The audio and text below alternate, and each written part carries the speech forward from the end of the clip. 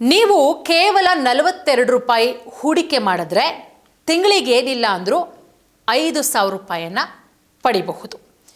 ಇದು central government ಕೇಂದ್ರ ಸರ್ಕಾರದ ಒಂದು ಅದ್ಭುತವಾದಂತಹ ಯೋಜನೆಯಾಗಿದೆ.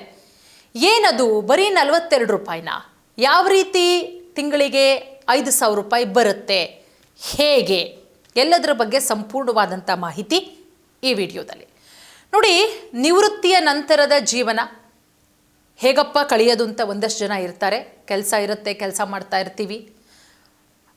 ಸೇವಿಂಗ್ಸ್ ಮಾಡ್ಕೊಂಡಿರೋರು ಒಂದಷ್ಟು ಸೇವಿಂಗ್ಸ್ ಮಾಡ್ಕೊಂಡು ಬ್ಯಾಂಕಲ್ಲಿ ಇಟ್ಕೊಂಡಿರ್ತಾರೆ. ಬಟ್ ಒಂದಷ್ಟು ಜನಕ್ಕೆ ಪೆನ್ಷನ್ ಬರ್ತಾ ಇರುತ್ತೆ, ಹೆಂಗೋ ನಡೆಯುತ್ತೆ. ಏನೂ ಇಲ್ಲದವ್ರಿಗೋಸ್ಕರ ಕೇಂದ್ರ ಸರ್ಕಾರದ ಅಟಲ್ ಪಿಂಚಣಿ ಯೋಜನೆ ಇವತ್ತು ದೊಡ್ಡ ಮಟ್ಟದಲ್ಲಿ ಸಂಚಲನವನ್ನು ಮೂಡಿಸ್ತಾ ಇರೋದು. ಕೇವಲ ನೀವು ಮಾಡಬೇಕಾಗಿರೋದಿಷ್ಟೇ, ದೊಡ್ಡ ದೊಡ್ಡ ಮೊತ್ತದ ಉಳಿತಾಯ ಅಲ್ಲ, ಕೇವಲ ಸಣ್ಣ ಮೊತ್ತದ ಉಳಿತಾಯ. ಸೊ ಪ್ರತಿ ತಿಂಗಳು ಕೂಡ ನೀವು ಒಂದಿಷ್ಟು ಹಣವನ್ನು 5,000 ರೂಪಾಯಿ ಹಣವನ್ನು ಪಡ್ಕೊಳ್ಬಹುದು ಪಿಂಚಣಿ ಮುಖಾಂತರ. ಇದು ನಿವೃತ್ತಿಯ ನಂತರ ಜೀವನಕ್ಕೆ ಆರ್ಥಿಕ ಭದ್ರತೆ ಕೊಡುವಂತಹ ಕೇಂದ್ರ ಸರ್ಕಾರದ ಅಟಲ್ ಪಿಂಚಣಿ ಯೋಜನೆ. ಕೇವಲ ಸಣ್ಣ ಮೊತ್ತದ ಉಳಿತಾಯ, ಪ್ರತಿ ತಿಂಗಳು ಪಿಂಚಣಿ ಪಡೆಯುವಂತಹ ಯೋಜನೆ. ನೋಡಿ, ಇವತ್ತಿನ ದಿನದಲ್ಲಿ ಹೆಂಗಾಗ್ಬಿಟ್ಟಿದೆ ಅಂತ ಹೇಳಿದ್ರೆ, ವಯಸ್ಸಾದ ಮೇಲೆ ಯಾರ ಮುಂದೆನೂ ಕೂಡ ಕೈ ಚಚ್ಚಕ್ಕಾಗಲ್ಲ. ಗೌರವಯುತವಾಗಿ ಬದುಕಬೇಕು ಅಂದಿರ್ತಾರೆ ಎಷ್ಟೋ ಜನ. ಸೊ ಹಾಗಾಗಿ ಪ್ರತಿಯೊಬ್ಬರಿಗೂ ಕೂಡ ಈ ಸೌಲಭ್ಯ ಅತ್ಯವಶ್ಯಕವಾಗಿದೆ. ಕೇಂದ್ರ ಸರ್ಕಾರ ತಂದಿರುವಂತಹ ಅಟಲ್ ಪಿಂಚಣಿ ಯೋಜನೆ, ದಿನದಿಂದ ದಿನಕ್ಕೆ ಈ ಯೋಜನೆಗೆ ಸಿಕ್ಕಾಪಟ್ಟೆ ಬೇಡಿಕೆ ಕೂಡ ಬರ್ತಾ ಇದೆ. ನೋಡಿ, ಪ್ರಸ್ತುತ 2025-26 ಹಣಕಾಸು ವರ್ಷದಲ್ಲಿ ಯೋಜನೆಯ ಒಟ್ಟು ಚಂದಾದಾರರ ಸಂಖ್ಯೆ ಇದ್ದಿದ್ದು 9 ಕೋಟಿ.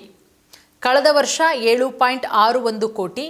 ಈ ಜನಪ್ರಿಯ ಯೋಜನೆ 2026-27ನೇ ಸಾಲಿನಲ್ಲಿ 10 ಕೋಟಿ ಗಡಿ ದಾಟುವ ಎಲ್ಲ ಲಕ್ಷಣಗಳು ಕೂಡ ಕಾಣಿಸ್ತಾ ಇದೆ.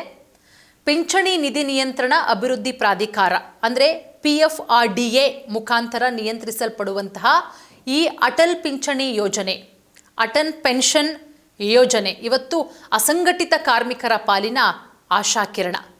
ಸೊ ನೋಡಿ, ಈ ಯೋಜನೆ ಅಡಿಯಲ್ಲಿ ಒಬ್ಬ ಗ್ರಾಹಕ ಸಿಗುವಂತಹ ಗರಿಷ್ಠ ಮಾಸಿಕ ಪಿಂಚಣಿ ಮೊತ್ತ ಕನಿಷ್ಠ ಅಂದರೆ ಗರಿಷ್ಠ 5,000 ರೂಪಾಯಿ.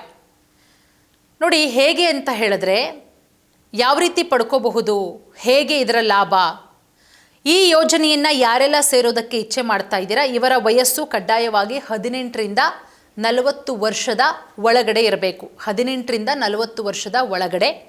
ಸೊ ಇದರೊಂದಿಗೆ ಹೂಡಿಕೆದಾರರು ಯಾವುದೇ ರಾಷ್ಟ್ರೀಕೃತ ಬ್ಯಾಂಕ್ ಅಥವಾ ಪೋಸ್ಟ್ ಆಫೀಸ್ನಲ್ಲಿ ಸಕ್ರಿಯ ಉಳಿತಾಯ ಖಾತೆಯನ್ನು ಕೂಡ ಹೊಂದಿರಬೇಕು. 2022ರಿಂದ ಜಾರಿಗೆ ತಂದಿದೆ ಸರ್ಕಾರ. ಸೊ ಹೊಸ ಕಠಿಣ ನಿಯಮದ ಪ್ರಕಾರ ಆದಾಯ ತೆರಿಗೆ ಪಾವತಿಸುವ ಅಥವಾ ಕಳೆದ ಅವಧಿಯಲ್ಲಿ ತೆರಿಗೆ ರಿಟರ್ನ್ ಸಲ್ಲಿಸಿರುವ ಯಾವುದೇ ನಾಗರಿಕರು ಈ ಯೋಜನೆಯಡಿ ಹೊಸ ಖಾತೆಯನ್ನು ತೆರೆಯಲು ಅರ್ಹರಾಗಿರುವುದಿಲ್ಲ. ಗಮನದಲ್ಲಿಟ್ಕೊಳ್ಳಿ. ಸೆಪ್ಟೆಂಬರ್ 30, 2022ಕ್ಕಿಂತ ಮುಂಚಿತವಾಗಿ ಖಾತೆ ತೆರೆದವರಿಗೆ ಈ ನಿಯಮ ಅನ್ವಯಿಸೋಲ್ಲ. ನೀವು 60 ವಯಸ್ಸನ್ನು ತಲುಪಿದ ನಂತರ ನಿಮಗೆ ಪ್ರತಿ ತಿಂಗಳು 1,000, 2,000, 3,000, 4,000 ಗರಿಷ್ಠ ಅಂದರೆ ನೀವು 5,000 ರೂಪಾಯಿವರೆಗೂ ಕೂಡ ಗ್ಯಾರಂಟಿ ಪಿಂಚಣಿಯನ್ನು ಆರಾಮಾಗಿ ನೀವು ಪಡಿಬಹುದು. ಒಂದು ವೇಳೆ ನೀವೇನಾದರೂ ಮೃತಪಟ್ಟರೆ, ಸಾವನ್ನಪ್ಪಿದ್ರೆ ನಿಮ್ಮ ಸಂಗಾತಿಗೆ ಸಿಗುತ್ತೆ. ಇಬ್ಬರೂ ಕೂಡ ಮೃತಪಟ್ಟರೆ ಠೇವಣಿ ಇಟ್ಟಂಥ ಹಣ ನೀವು ಯಾರು ನಾಮಿನಿ ಮಾಡಿರ್ತೀರ ಅವರಿಗೆ ಕಡ್ಡಾಯವಾಗಿ ವಾಪಸ್ ಸಿಗುತ್ತೆ. ಸೊ ನೀವು ಪ್ರತಿ ತಿಂಗಳು ಪಾವತಿಸಬೇಕಾದಂತಹ ಕಂತಿನ ಮೊತ್ತ, ಯೋಜನೆಗೆ ಸೇರುವ ವಯಸ್ಸು, ನೀವು ಆರಿಸಿಕೊಳ್ಳುವಂತಹ ಪಿಂಚಣಿ ಮೊತ್ತದ ಆಧಾರದ ಮೇಲೆ ಇರುತ್ತೆ. ಉದಾಹರಣೆಗೆ ನಿಮ್ಮ 18ನೇ ವಯಸ್ಸಿಗೆ ನೀವು ತಿಂಗಳಿಗೆ 1,000 ರೂಪಾಯಿ ಪಿಂಚಣಿ ಪ್ಲಾನನ್ನು ಆರಿಸ್ಕೊಂಡ್ರೆ 42 ರೂಪಾಯಿನ ನೀವು ಕಟ್ಟಬೇಕಾಗತ್ತೆ. ಅದೇ 18ನೇ ವಯಸ್ಸಲ್ಲಿ 5,000 ರೂಪಾಯಿ ಪಿಂಚಣಿಯನ್ನು ನೀವೇನಾದರೂ ಆಯ್ಕೆ ಮಾಡ್ಕೊಂಡ್ರೆ ನೀವು 210 ರೂಪಾಯಿನ ಪಾವತಿಸಬೇಕಾಗತ್ತೆ. ಒಂದು ವೇಳೆ ನೀವು ಸ್ವಲ್ಪ ತಡವಾಗಿ ಅಂದರೆ ನಿಮಗೆ ವಯಸ್ಸು 40 ಇದ್ದರೆ ಈ ವಯಸ್ಸಲ್ಲಿ ನೀವೇನು ಆರಿಸ್ಕೊಂಡ್ರೆ ತಿಂಗಳಿಗೆ 5,000 ರೂಪಾಯಿ ಪಿಂಚಣಿ ಪಡೆಯೋದಕ್ಕೆ ನೀವು ಬಯಸಿದ್ರೆ ನೀವು ಪ್ರತಿ ತಿಂಗಳು 1,454 ರೂಪಾಯಿಯನ್ನು ಕಡ್ಡಾಯವಾಗಿ ಪಾವತಿಸಬೇಕು. ಈ ಕಂತಿನ ಹಣ ನಿಮ್ಮ ಬ್ಯಾಂಕ್ ಖಾತೆಯಿಂದ ಆಟೋ ಡೆಬಿಟ್ ಸೌಲಭ್ಯದ ಮುಖಾಂತರ ತಾನಾಗೇ ಕಡಿತ ಆಗುತ್ತೆ. ಸೊ ಖಾತೆಯಲ್ಲಿ ಕನಿಷ್ಠ ಬ್ಯಾಲೆನ್ಸ್ ಇಡೋದು ಕೂಡ ಮುಖ್ಯ ಆಗಿದೆ.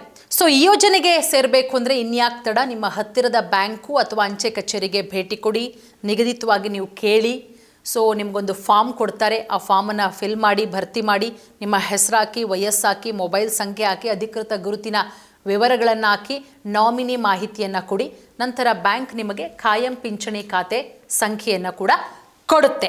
ಇದಿಷ್ಟು ನೀವು ತಿಂಗಳಿಗೆ 42 ರೂಪಾಯಿ ಅಷ್ಟೇ ಇನ್ವೆಸ್ಟ್ ಮಾಡೋದು. ನಿಮ್ಮ ಒಂದು ನಿವೃತ್ತಿಯ ಕಾಲಕ್ಕೆ ನೀವು ಮಿನಿಮಮ್ ಅಂದರೆ 5,000 ರೂಪಾಯಿನ ಪಡಿಬಹುದು. ಮತ್ತ್ಯಾಕೆ ತಡ, ಈ ಯೋಜನೆಯ ಸೌಲಭ್ಯವನ್ನು ಪ್ರತಿಯೊಬ್ಬರು ಕೂಡ ಪಡ್ಕೊಳ್ಳಿ.